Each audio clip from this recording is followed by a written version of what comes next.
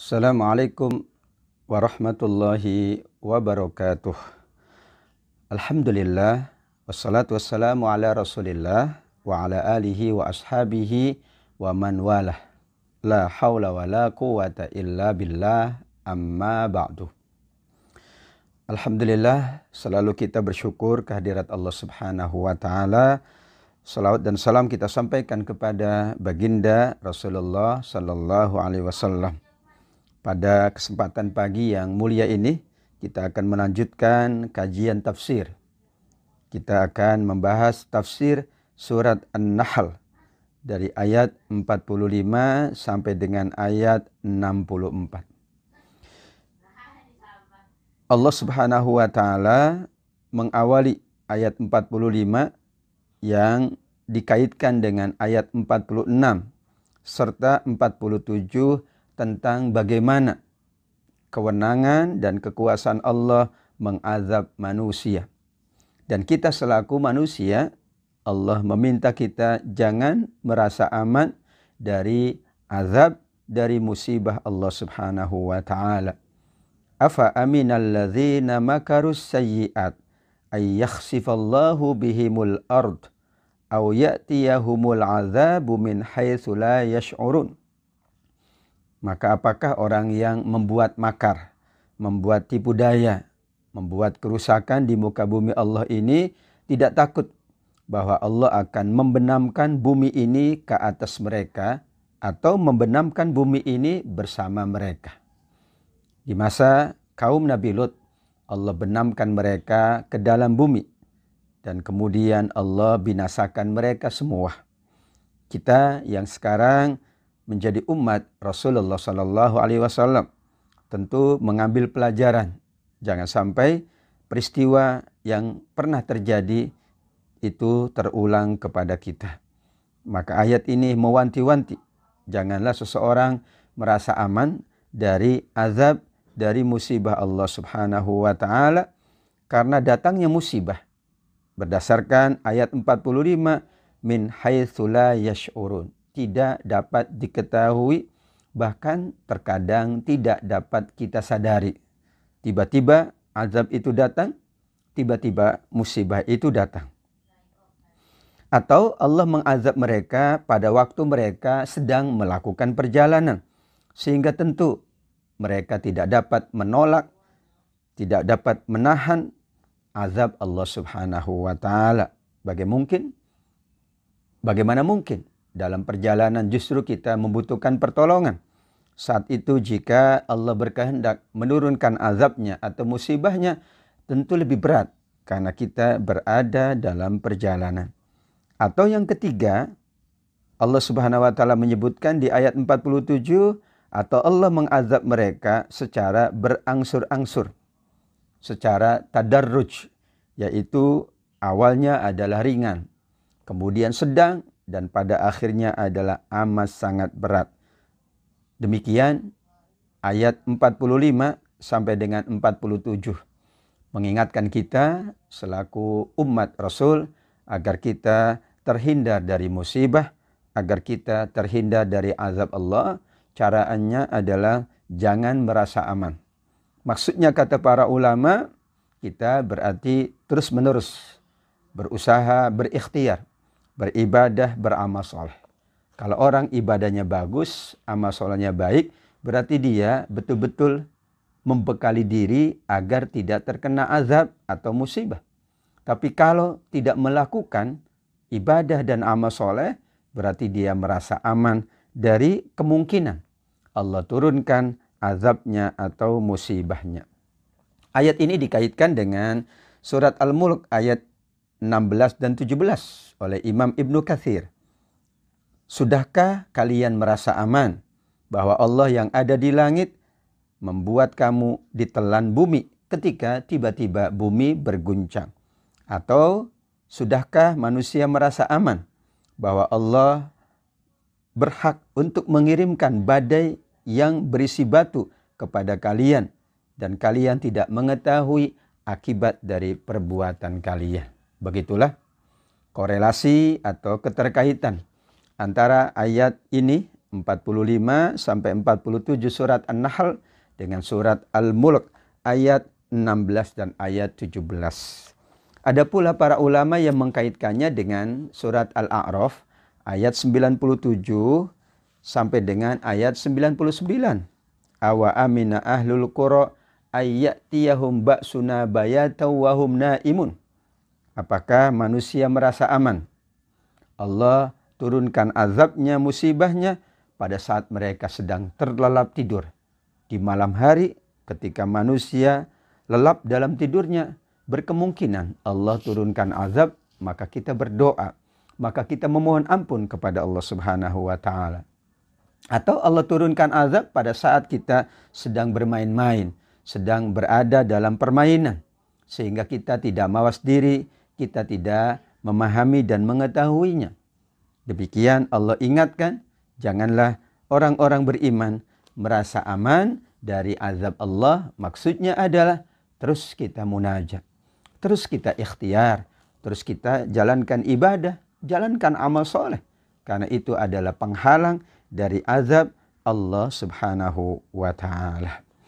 Ayat 48 surat An-Nahl, Allah mengingatkan bahwa semua makhluk bersujud kepada Allah, yang diakhiri dengan ayat 50 di mana termasuk ayatus sajdah yang disunahkan untuk kita sujud tilawah dan membaca ayatus sajdah.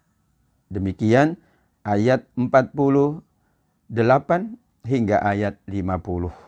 Di ayat 48 Allah Subhanahu wa taala memerintahkan kita untuk memperhatikan keagungan ciptaan Allah.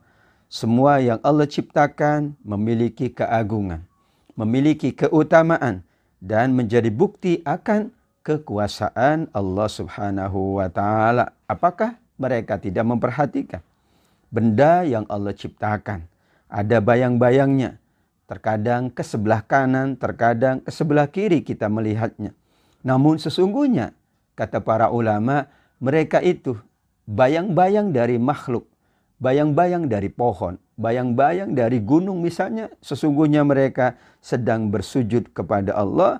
Namun benar, kita tidak akan memahami sujudnya makhluk selain manusia. Padahal alam sujud, pohon pun bersujud, bayang-bayang pohon itu sesungguhnya sedang bersujud di hadapan Allah Subhanahu wa taala.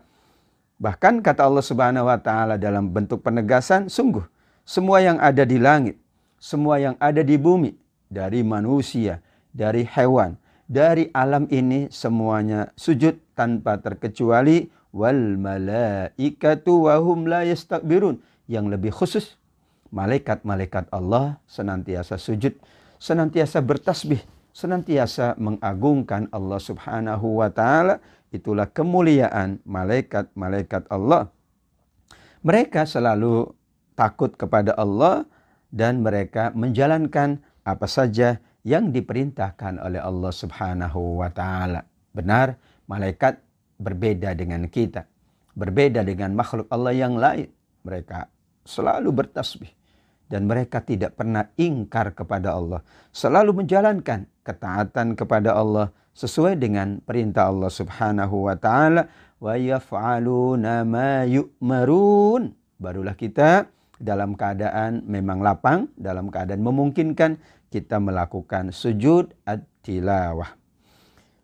Ayat 51 sampai dengan ayat yang ke-53, satu rangkaian, yaitu pembahasannya tentang bagaimana kita semakin mentauhidkan Allah, semakin meyakini keesaan Allah Subhanahu wa taala. Dan Allah perintahkan, la tattakhidhu ilahaini itsnain innama huwa ilahu wahid.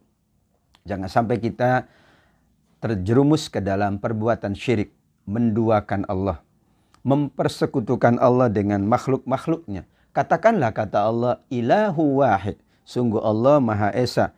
Dan semua makhluk seluruhnya adalah takut kepada Allah. Fa iyaya farhabun. Dan seluruh yang ada di langit, Allah ulangi kembali, semua yang ada di bumi ternyata semuanya pasrah, semuanya taat kepada Allah. Sehingga Allah bertanya kepada manusia, afa ghairallahi tattaqun, yang bukan manusia sujud, taat, selalu bertasbih kepada Allah. Sedangkan manusia kadang ingkar, kadang tidak mau mentaati Allah. Karenanya Allah mempertanyakan, afa ghairallah, apakah selain Allah justru kalian taat, sedangkan kalian tidak mau sujud, tidak mau bertasbih kepada Allah Subhanahu wa ta'ala. Sehingga dilanjutkan dengan ayat 53. Apapun yang kalian dapatkan dari nikmat, sungguh itu pasti faminallah, dari Allah. Tidak ada kenikmatan apapun yang bukan dari Allah. Seandainya di dalam hadis Rasul sallallahu alaihi wasallam mengingatkan, seandainya kalian tidak mendapatkan nikmat Allah, maka carilah bumi yang lain.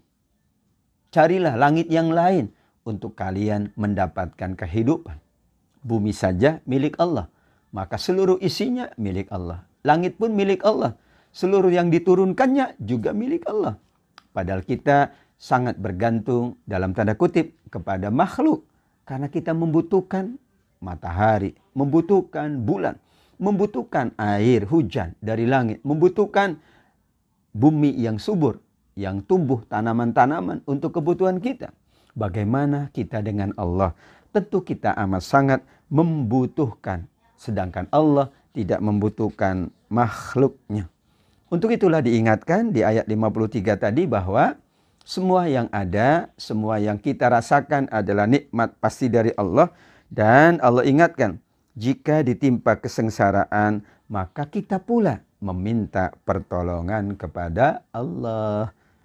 Tsumma idza massakumuddur fa ilaihi taj'arun. Ketika kita meminta kepada Allah, berarti kita mentauhidkan Allah. Ketika kita bermunajat kepada Allah, berarti kita yakin dengan Allah. Dan itu Allah perintahkan. Allah perintahkan sujud, Allah perintahkan pula beribadah, dan Allah perintahkan pula kita memohon pertolongan. Tentu kita ingat dengan surah Al-Fatihah, Iyyaka na'budu wa iyyaka nasta'in. Ya Allah, hanya kepada Engkau kami beribadah, kami sujud, kami beramal soleh, dan hanya kepada Engkau pula kami memohon pertolongan. Ada sebagian manusia, kata Allah, ketika ditimpa bencana, mereka malah mempersekutukan Allah. Bahkan ada yang ketika bencana dihilangkan, kembali mempersekutukan Allah. Ketika kenikmatan, merasakan kenikmatan. Dan semakin ingat Allah. Namun ketika bencana, kadang melupakan Allah. Atau sebaliknya, justru ketika kenikmatan lupa dengan Allah. Ketika bencana, barulah mengingat Allah. Setelah bencana itu, Allah hilangkan, kembali manusia ingkar kepada Allah. Itulah kategori ayat 54. Idza fariqum minhum bi rabbihim yusyrikun. Kembali mereka lupa kepada Allah, mempersekutukan Allah. Na'udzubillah. Dan itulah kenapa di ayat berikutnya kata Allah Subhanahu wa ta'ala, biarlah kalau mereka mau mengingkari nikmat Allah. Karena itu merupakan tanda bahwa Allah memberikan tempoh kepada mereka. Bersenang-senang dengan kenikmatan. Tapi akibat dari kenikmatan, karena ia tidak mau beribadah, tidak mau sujud kepada Allah, maka akibat kenikmatan itu justru akan menghadirkan musibah, kesulitan, kesengsaraan dalam kehidupan dunia. Dan tentu yang lebih berat ketika kesengsaraan itu di yaumil qiyamah. Kita memohon kepada Allah. Mudah-mudahan kita termasuk yang dihindarkan oleh Allah dari musibah, dari bencana. Karena kita selalu beribadah, selalu sujud, dan berusaha taat semaksimal mungkin. Dan kita selalu yakin nikmat ini semua datang dari Allah. Karenanya kita gunakan untuk berinfak, bersedekah, beramal soleh. Dan kita hindari semua perilaku yang termasuk syirik, mempersekutukan Allah dalam ibadah atau dalam memohon pertolongan. Amin ya rabbal alamin. Salah satu bentuk dari syirik yang disebutkan di ayat 56 adalah mereka menyediakan dari harta yang Allah rizkikan justru untuk berhala-berhala mereka. Padahal semua karunia Allah adalah untuk kita, untuk kebaikan kita, untuk kebutuhan kita, dan makhluk hidup yang lain. Sedangkan semua yang disembah selain Allah, tentu mereka sesuai dengan keadaannya. Mereka tidak membutuhkan kita, mereka lah yang kemudian akan menjalankan kehidupannya. Kita tidak mau termasuk kategori yang mempersekutukan Allah. Ada pula mempersekutukan Allah dengan yang paling berat, yaitu mereka malah menjadikan untuk Allah anak-anak perempuan. Subhanahu walahum ma yashtahun. Maha suci Allah. Tidak mungkin. Lam yalid wa lam yulad. Allah tidak beranak dan tidak diperanakan. Bagaimana mungkin ada yang menjadikan anak perempuan untuk Allah? Seolah-olah Allah memiliki dan mempunyai anak. Subhanahu wa ta'ala amma yusyrikun. Karenanya di dalam hadis disebutkan, la ahad asbaru minallah. Tidak ada yang lebih sabar dari Allah. Mereka menuduh Allah dengan tuduhan yang nista. Menuduh Allah dengan mempersekutukannya. Namun Allah tetap memberi rizki. Allah tetap memberikan kehidupan. Padahal mereka tidak mengakui Allah. Mereka malah mempersekutukan Allah. Sehingga di dalam hadis tersebut disebutkan, Subhanallah, Maha Suci Allah. Semua yang ingkar kepadanya, Allah kasih rizki. Yang taat pula dikasih rizki. Perbedaannya adalah ketika rizki itu karena ketaatan, itulah kemuliaan. Tapi kalau karena kemaksiatan, itulah juga penghinaan dari Allah Subhanahu wa ta'ala. Kenapa mereka menjadikan anak perempuan sebagai anak Allah Subhanahu wa ta'ala, yang tentu ini tidak sesuai, mustahil, dan tidak layak dengan kemahasempurnaan Allah. Karena ada tradisi di masyarakat Arab, apabila dianugerahi anak perempuan, mereka bersedih. Bahkan mereka tidak mau menerimanya. Sebagian mereka pula mengkubur hidup-hidup anak perempuan mereka. Wa idza busyira ahaduhum bil unsa dhalla wajhuhu muswaddahu wa huwa kadzib. Ini perilaku jahiliyah di masa dahulu. Mereka apabila mendapatkan anak perempuan, bahkan diberi kabar bahwa anak yang lahir nanti perempuan, sudah diprediksi oleh tim medis misalnya perempuan, mereka wajahnya menjadi hitam. Mereka marah, mereka bersedih, mereka berputus asa. Padahal semua anak itu fitrah, suci, mulia, membahagiakan, menyenangkan, dan akan menjadi pahala untuk kita. Laki-laki dan perempuan tidak ada masalah, karena itu adalah ketentuan Allah. Yang harus diperhatikan adalah kesolehannya. Laki-laki soleh, perempuan pun soleha. Itu adalah kebahagiaan bagi orang tuanya. Saking mereka sedihnya, saking mereka marahnya, yatawaro minal qaum. Masya Allah, ini masa dahulu. Mereka bersembunyi dari orang banyak, tidak mau ketahuan. Padahal ada isyarat. Justru kita ketika diberi oleh Allah amanah anak, laki atau perempuan, kita mensyukurinya. Kita melakukan akikah. Kita mengundang sekian banyak orang, keluarga khususnya sahabat, untuk berbahagia dengan kehadirannya. Ada walimatul akikah. Ada akikah yang dijalankan. Menyembelih 1 ekor kambing kalau untuk perempuan, 2 ekor kambing kalau untuk anak laki-laki. Kebahagiaan. Bahkan kita sedekahkan dari rambutnya. Bahkan kita mengajak seluruh masyarakat berbahagia. Kita siapkan hidangan tentu sesuai dengan kemampuan. Tapi menunjukkan kebahagiaan kita, laki atau perempuan, semuanya adalah amanah Allah. Namun masyarakat jahiliyah dahulu, justru mereka apabila perempuan itu bersedih. Kenapa? Karena ternyata mereka bersepakat atau ada adat yang mentradisi. Perempuan tidak mendapatkan harta waris. Perempuan diperlakukan tidak seperti manusia. Tapi kalau laki-laki dibanggakan. Alasannya karena mereka dapat berperang, karena mereka dapat membela diri dan sebagainya. Padahal di situ justru laki-laki harus bertanggung jawab kepada perempuan. Perempuan dimuliakan. Perempuan dijadikan sebagai cara kita berbakti kepada Allah. Ingat dengan sabda Rasul, kepada siapa aku berbakti ya Rasul? Kata Rasul, ummaka, ibumu. Diulang lagi, ummaka. Sampai 3 kali, ummaka, ibumu. Karena tidak ada kemuliaan melebihi dari kemuliaan seorang ibu, kemuliaan seorang bunda. Karenanya begitulah Allah ingatkan masa dahulu. Namun kemudian alhamdulillah dengan bimbingan Rasul, dengan adab dan akhlak yang mulia Rasul, kebiasaan dan tradisi buruk itu hilang dari masyarakat Arab.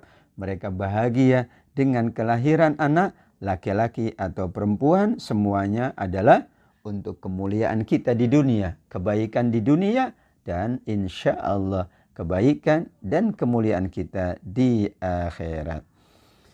Ayat 61, walau yu'akhidullahu an-nasa bizulmihim. Kalau Allah menghukum manusia karena kezalimannya, tidak ada yang layak hidup di muka bumi ini. Bahkan makhluk yang melata sekalipun, karena memang azab Allah amat sangat berat, syadidul azab. Karenanya ada azab yang Allah tangguhkan. Jadi yang terjadi ini adalah bagian dari azab, atau hukuman, atau teguran, atau musibah. Karena kalau yang Allah turunkan azab, tidak akan mungkin ada yang hidup di muka bumi ini, termasuk binatang melata, termasuk semut, termasuk belalang, termasuk hewan-hewan kecil. Padahal mereka tidak berdosa. Tapi menunjukkan jika Allah menghendaki, azab itu seluruhnya hancur, seluruhnya binasa. Karenanya Allah ingatkan rahmat dan kasih sayangnya. Allah berikan waktu manusia bertobat. Diberikan kesempatan siang dan malam. Manusia bertobat. Ketika bertobat, maka insya Allah, Allah juga tangguhkan azabnya. Kemudian bertobat dan tobatan nasuha, Allah lepaskan dari azab. Amin ya rabbal alamin. Dan itulah orang-orang yang tidak mengimani kepada hari akhirat. Sifat yang paling buruk, kata Allah subhanahu wa ta'ala. Kenapa? Di berbagai ayat selalu beriman kepada Allah disebutkan, beriman kepada akhirat. Demikian juga hadis-hadis Rasul menyebutnya amana billah wal yaumil akhir. Misalnya hadis Rasul, man kana yu'minu billahi wal yaumil akhir fal yukrim dhaifah. Siapa yang beriman kepada Allah dan hari akhirat, maka hendaklah memuliakan tamunya, hendaklah berbuat baik, hendaklah berkata yang baik atau diam. Kenapa akhirat dikaitkan dengan iman kepada Allah? Kata para ulama, memang inti iman itu kepada Allah. Dan intinya kepada akhirat. Ketika kita yakin dengan akhirat, bahwa ada balasan, bahwa ada hukuman, tentu kita berhati-hati di dalam beramal. Kita memperbanyak ibadah dan amal soleh. Karena semuanya ada balasannya, yaitu di yaumil akhir. Tapi kalau tidak mengimani hari akhirat, maka hidupnya melulu dunia. Dunia dan dunia. Bahkan ia lupa dengan akhirat. Itulah kenapa di dalam surat Al-Qasas ayat 77 Allah ingatkan, wabtaghi fima atakallahu ad-darul akhirah wa la tansa nasibaka minad dunya. Carilah dari semua yang ada, dari anugerah Allah, nikmat Allah, dari karunia Allah, kampung akhirat. Maksudnya adalah kebaikan akhirat, kemuliaan akhirat. Tapi tetap jangan lupakan bagian dari kehidupan dunia kita, karena dunia ini jembatan akhirat. Dunia ini media untuk mendapatkan akhirat yang sebaik-baiknya di sisi Allah subhanahu wa ta'ala. Dan tidak ada salahnya orang beramal di dunia, bekerja di dunia, namun orientasinya, namun tujuan akhirnya untuk kebahagiaan akhirat. Harta kita untuk kehidupan dunia, tapi tujuan utamanya untuk kehidupan akhirat. Demikian sahabat kita, keluarga kita. Tentu untuk kebahagiaan dunia. Mereka membahagiakan, menyenangkan hati kita, menjadi penyedap pandangan, qurrata a'yun. Tapi kalau itu dijadikan sebagai investasi akhirat kita, tentu sangat membahagiakan. Maka didapatkanlah olehnya hasanat fid dunya dan insya Allah hasanat fil akhirah. Tidak boleh melulu dunia, seperti tidak boleh juga hanya akhirat. Allah subhanahu wa ta'ala menginginkan, Rasul pula menginginkan kita seimbang. Kita jalankan dunia kita dengan sebaik-baiknya, kita persiapkan akhirat kita pula dengan sebaik-baiknya insya Allah. Wa yaj'aluna lillahi ma yakrahun. Di antara perilaku orang-orang musyrik yang mempersekutukan Allah, mereka pula menetapkan untuk Allah sesuatu yang mereka tidak suka. Menetapkan kehinaan untuk Allah, padahal mereka dihinakan juga tidak mau. Mereka menuduh Allah dengan tuduhan-tuduhan yang nista, padahal mereka pula tidak mau dituduh dengan tuduhan yang nista. Maka disampaikan, sungguh mereka telah mengucapkan dengan lisan mereka kebohongan-kebohongan. Siapapun tidak ada yang mau dihina, maka jangan menghina. Siapapun tidak mau dinista, maka jangan menista. Siapapun tidak mau diperlakukan buruk, karenanya jangan memperlakukan orang lain berbuat buruk, termasuk kepada Allah Subhanahu wa taala. Ana 'inda dhanni 'abdi bi. Sungguh aku tergantung persangkaan hambaku, kata Allah dalam hadis qudsi. Kalau hambaku mempersangka aku dengan baik, aku akan memperlakukan dengan baik. Tapi kalau sebaliknya, maka wallahu a'lam bissawab. Husnuzon kepada Allah itu ciri, kata para ulama, orang yang tidak mempersekutukan. Tapi orang yang mempersekutukan awalnya suuzon. Allah tidak adil. Allah tidak sayang. Akhirnya dia malah percaya sama yang lain. Hidupku tidak ada gunanya. Akhirnya tidak mau beribadah. Ia lupa bahwa manusia hamba Allah memang wajib husnuzon kepada Allah yang utama. Setelah itu husnuzon kepada Rasulullah dan husnuzon kepada sesama manusia. Kepada Allah husnuzon. Kepada Rasul bahwa semua bimbingannya, tuntunannya pasti untuk kebaikan kita. Perintah dan larangannya untuk kebaikan kita. Dan juga kepada semua manusia kita berbaik sangka, insya Allah. Jika itu yang selalu hadir dalam diri kita, kebaikan-kebaikanlah yang Allah berikan untuk kita semuanya. Amin ya rabbal alamin. Di ayat 63, demi Allah, Tallahi laqad arsalna ila umamin min qablika. Allah ingatkan bahwa sekian banyak Rasul sudah Allah utus ke beberapa kaum, ke beberapa umat. Dan hadirnya Rasul di ayat yang lain menunjukkan Allah merahmati. Menunjukkan Allah menyayangi. Jika datang Nabi, itu tanda kasih sayang Allah. Karenanya para sahabat memuliakan Nabi Muhammad SAW. Bagi mereka tidak ada nikmat yang lebih agung dari datangnya Rasul. Laqad mannallahu 'anil mu'minina idz ba'atsa fihim rasulan minhum yatlu 'alaihim.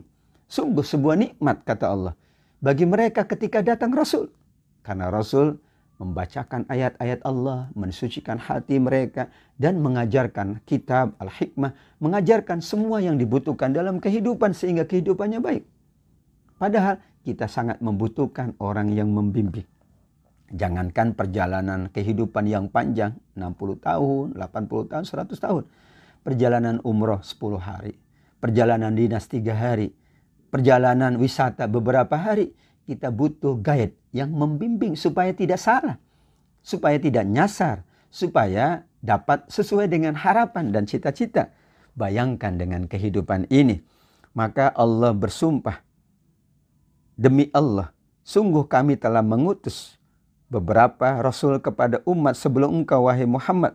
Namun kemudian, kenapa ada yang ingkar? Kenapa ada yang tidak mau mengimani para nabi? Wa zayyana lahumus syaitanu a'malahum. Syaitan, ya, justru yang merusak. Yang buruk dibuat indah oleh syaitan. Yang baik dibuat hina oleh syaitan. Maksudnya adalah pandangan manusia dibalik oleh syaitan. Yang baik-baik dipandang oleh manusia tidak baik. Yang tidak baik malah dipandang oleh manusia baik. Itu adalah makna fazayyana lahumus syaitan. Salat itu mulia dan baik. Tapi syaitan akan membuat agar manusia tidak menyukai salat dengan berbagai cara. Salat ini menghabiskan waktu. Salat ini mengganggu aktivitas dan kesibukan. Salat ini tidak ada gunanya. Terus akhirnya orang memandang salat itu tidak baik misalnya. Infak sedekah untuk apa? Mengurangi hartamu. Setan terus membisikkan. Infak sedekah untuk apa? Itu kan untuk dirimu. Kenapa kamu peduli dengan sahabatmu, keluargamu? Kenapa orang yang tidak bekerja kamu bantu? terus menerus. Akhirnya sedekah infak dianggap buruk, sedangkan pelit kikir dianggap baik. Bukan kemudian berubah, tapi dianggap fazayyana lahumus syaitan, dipandang yang buruk itu baik, yang baik itu buruk. Maka demikianlah Allah mengingatkan untuk itu di berbagai ayat. Allah ingatkan bahwa innama dzalikumus syaitan, itulah syaitan. Memang selalu menggoda manusia sampai berhasil. Kata Profesor Mutawalli Asy-Sya'rawi hafizahullah, bahwa justru setan akan datang dari semua pintu-pintu yang ada pada manusia. Kalau ibarat rumah, ya pintunya ada 10, dia masuk dari 10 pintu. Semua pintu dia akan masuk. Kalau tidak berhasil di pintu harta, ganti pintu yang lain. Kalau itu tidak berhasil, ganti pintu yang lain. Bahkan dalam sholat pun menggoda, dalam puasa menggoda, dalam keluarga pun menggoda, dalam persahabatan pun digoda supaya tidak baik hubungannya, supaya keruh, disebarkan fitnah dan lain sebagainya. Karena memang inna syaitana lakum adu, sungguh syaitan itu kata Allah di ultimatum sebagai musuh yang nyata bagi kita semuanya. Fahuwa waliyuhumul yawm walahum adzabun alim. Sehingga saking manusia sudah terperdaya oleh syaitan, menganggap syaitan segala-galanya. Syaitanlah yang memberikan petunjuk seolah-olah. Syaitanlah yang akan menguasainya. Syaitanlah yang akan menitahkan apapun. Gerakannya adalah dibimbing oleh syaitan, ya diarahkan oleh syaitan. Na'udzubillah. Sehingga dia betul-betul sudah dijadikan oleh syaitan sebagai hambanya. Bahkan ada disebut sebagai auliya asy-syaitan, teman setia dari syaitan laknatullah alaihi. Kalau demikian, walahum adzabun alim, layak bagi mereka yang memperturutkan nafsunya, mengikuti langkah-langkah syaitan, mendapatkan azab yang pedih dari Allah Subhanahu wa taala. Ayat 64, Allah mengingatkan tentang Alkitab. Sebelumnya mengingatkan para rasul, dan itu termasuk rukun iman, mengimani semua rasul, semua nabi Allah. Mengimani kitab-kitab Allah Subhanahu wa taala. Maka munasabahnya, kata Imam Ibnu Katsir, setelah menjelaskan sekian banyak utusan Allah secara global tentunya, maka menjelaskan beberapa kitab, khususnya Al-Quran. Kami tidak menurunkan Al-Quran ini. Wa ma anzalna 'alaikal kitaba illa litubayyina lahumul ladzi ikhtalafu fihi wa hudaw wa rahmatan liqaumin yu'minun. Kami tidak menurunkan Al-Quran kepadamu, wahai Muhammad, melainkan agar engkau menjelaskan kepada umatmu, kepada mereka apa yang mungkin terjadi perselisihan, sehingga jelas, sehingga ada solusi, sehingga kembali berdamai, kembali bersama, serta menjadi petunjuk dan rahmat bagi orang-orang beriman. Ada 3 di antara fungsi Al-Quran yang wajib dijalankan oleh Rasul, yaitu Rasul wajib menjelaskan seluruhnya tentang Al-Quran. Perintahnya, larangannya, isinya, kebaikan-kebaikannya, peristiwa-peristiwanya, kisah-kisahnya, semuanya. Kemudian pula surga dan nerakanya, semuanya disampaikan oleh Rasul. Kemudian juga petunjuk. Al-Quran berfungsi sebagai petunjuk. Maka Nabi Muhammad juga berfungsi untuk membimbing, menunjukkan ke jalan Allah, ke jalan yang benar. Wa innaka latahdi ila siratim mustaqim, kata Allah, dan sungguh engkau Muhammad benar-benar akan menunjukkan manusia ke jalan yang lurus. Tanpa Nabi Muhammad bagaimana mungkin kita lurus jalan? Ya, dengan bimbingan saja kadang kita suka keluar dari jalan yang lurus. Maka kita butuh bimbingan dari Nabi SAW. Yang ketiga, fungsinya adalah rahmat. Rahmat itu artinya adalah kasih sayang. Tapi rahmat ini lebih luas. Kebaikan-kebaikan dunia adalah rahmat. Bahasa surat Al-Fatihah dalam Bismillah itu Ar-Rahman. Dan kebaikan-kebaikan akhirat pula rahmat, Ar-Rahim. Para ulama membagi 2. Ada rahmat Allah di dunia, kenikmatan, ya, keberkahan, keluarga, sahabat, teman, ya, kebaikan-kebaikan, ngaji, ya, majelis, ini rahmat Allah di dunia. Tapi ada rahmat Allah di akhirat. Ampunan Allah, dihindarkan dari neraka, dimasukkan ke dalam surga. Bahkan kita mendapatkan surga yang terbaik di sisi Allah bersama orang-orang yang baik di dunia ini. Kita mengaji bersama sahabat, bersama teman, bersama keluarga. Inilah rahmat Allah di dunia. Dan insya Allah kita akan kembali dipertemukan oleh Allah di dalam surga bersama orang-orang yang dahulu beribadah. Karenanya di dalam hadis pula ada dua sahabat yang selalu bersama-sama dalam kebaikan. Mengingatkan kebaikan, mengingatkan untuk terus meningkatkan amal soleh. Lantas salah seorang di antara keduanya meninggal. Maka yang diingat oleh sahabat yang sudah meninggal itu, ketika ditanya oleh Allah adalah sahabatnya yang masih hidup. Dan dia ingin, ya Allah, mudah-mudahan sahabatku juga meninggalnya dalam keadaan baik. Dan hamba ingin bertemu dengan sahabatku di dalam surga. Akhirnya Allah pertemukan 7 naungan di hari kiamat. Yang tidak ada naungan kecuali naungan Allah. Di antaranya adalah warujulani tahaba fillah istama alaihi wa tafarraqu alaihi. 2 orang yang bersahabat, yang dekat, yang karib, tapi karena Allah, mencintainya karena Allah, kemudian beramal ibadah karena Allah, bertemu karena Allah, mungkin berpisah karena Allah.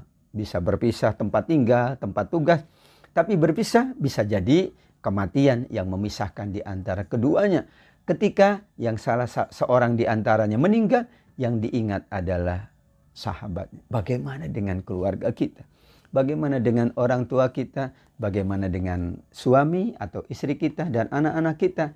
Tentu kita menginginkan menjadi rahmat kita bagi kita, rahmat Allah bagi kita di dunia, dan rahmat Allah bagi kita di yaumil qiyamah kelak, diakhiri dengan liqaumi yu'minun. Semuanya dikhususkan, diperuntukkan bagi orang yang selalu mengimani Allah, selalu meyakini Allah. Karena inti dari Al-Quran ini menjadi petunjuk, menjadi penjelas, menjadi pembimbing, menjadi rahmat. Kalau kita yakin. Kalau nggak yakin bagaimana mungkin? Al-Quran menjadi syifa, syaratnya kita yakin. Al-Quran menjadi petunjuk, syaratnya kita yakin. Al-Quran menjadi keberkahan, syaratnya yakin. Al-Quran menjadi penolong, syaratnya yakin. Al-Quran menjadi syafaat kita di yaumil qiyamah, syaratnya yakin. Karena kalau tanpa keyakinan, bagaimana mungkin Allah anugerahkan kebaikan-kebaikan melalui Al-Quran, kalamullah yang mulia. Mudah-mudahan kita semuanya selalu dekat dengan Al-Quran, beribadah, beramal soleh, meningkatkan iman dan takwa kita. Karena itu solusi. Solusi kita terhindar dari musibah, bencana, dan azab Allah. Dan solusi agar kita mendapatkan kebaikan di dunia dan insya Allah kemuliaan, keagungan, kebahagiaan di dalam surga Allah Subhanahu wa taala. Amin ya rabbal alamin. Shadaqallahul aliyyul azim. Jazakunallahu khaira. Terima kasih pada semua pengurus, khususnya Ibu Ketua Majelis Ta'lim Al-Kautsar dan semua ibu-ibu jamaah sekalian yang tidak bisa disebutkan satu persatu. Semuanya insya Allah, Allah catat kebaikan, Allah catat pahala, Allah catat kemuliaan. Dan semuanya nawaitu adalah kita mengkaji ayat-ayat Allah. Kita memberkahi hidup kita, memberkahi harta kita, memberkahi tempat tinggal kita dengan Al-Quran Al-Karim. Aqulu qouli hadza, wallahu a'lam bis-shawab. Wassalamualaikum warahmatullahi wabarakatuh.